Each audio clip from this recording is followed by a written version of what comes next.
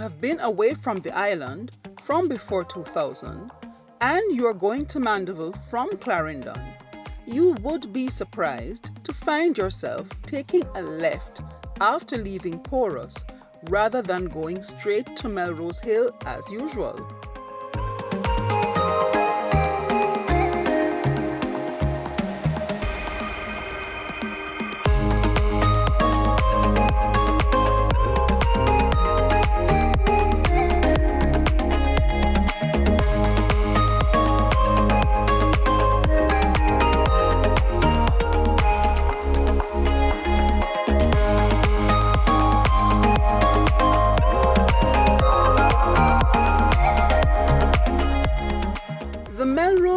Bypass was opened somewhere around the year 2000 or maybe a little bit after, and it is one of the earlier phases of road development in the island.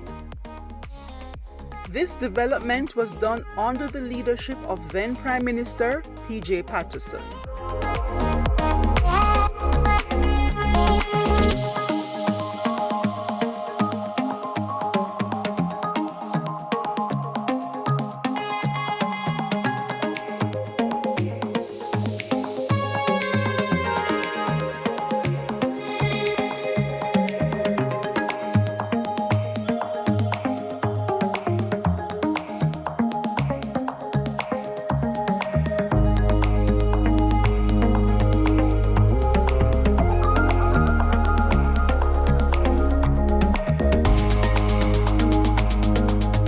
The Melrose Hill bypass has been in the news in recent times as it is going to be incorporated into the Maypen to Williamsfield section of Highway 2000.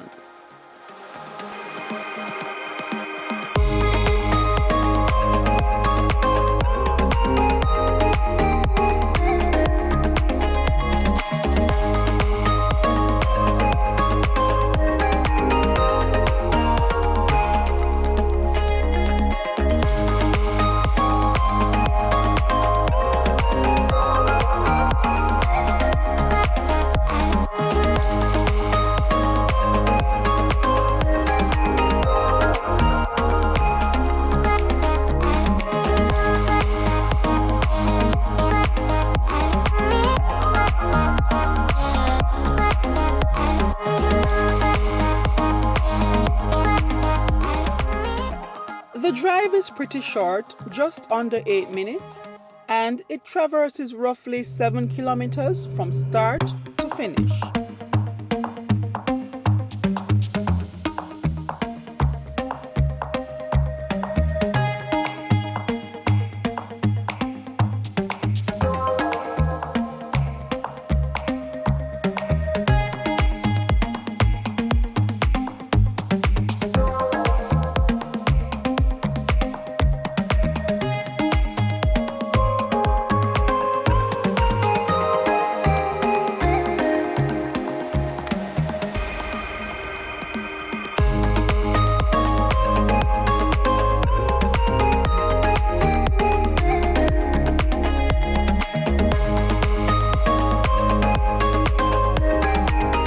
The Melrose Hill bypass has served its purpose of circumventing the narrow and winding roads on Melrose Hill.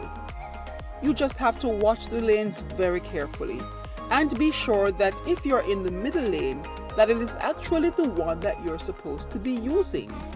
Sometimes the vehicles coming down have that right of way, sometimes the ones going up have that right of way. So to be on the safe side, it's best to stay on the outside lanes.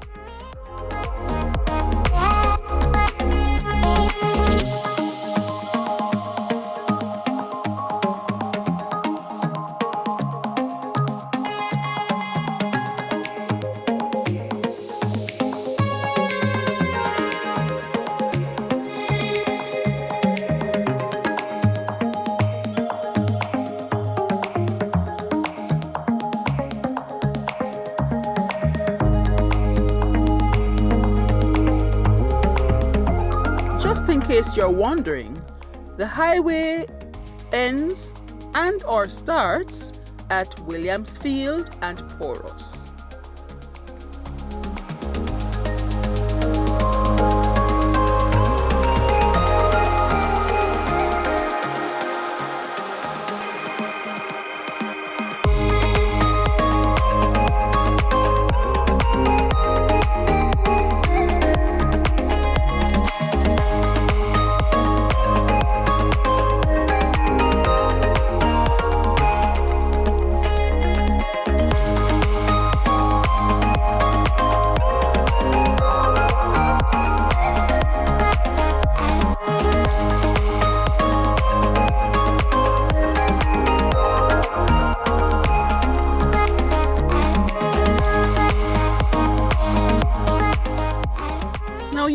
wondering, what has become of the yam vendors who used to be on Melrose Hill itself?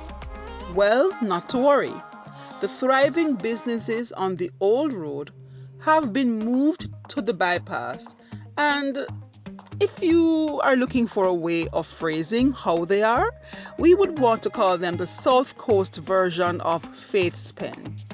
There is no driving on the bypass without being tempted to stop.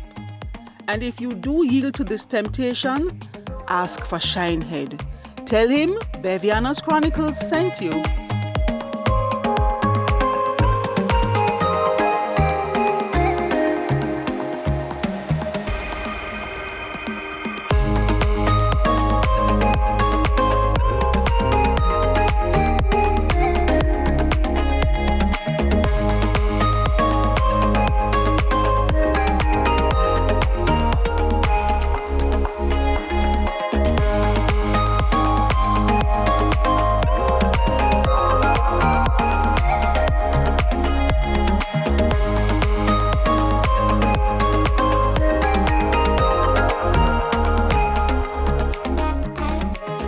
As we wrap up this little slice of Did You Know about Melrose Hill Bypass, we can't resist the temptation either. I wonder if yam and saltfish ready yet. Until next time, road is out there to do, road is going to be done by Bevianas Chronicles. Bye.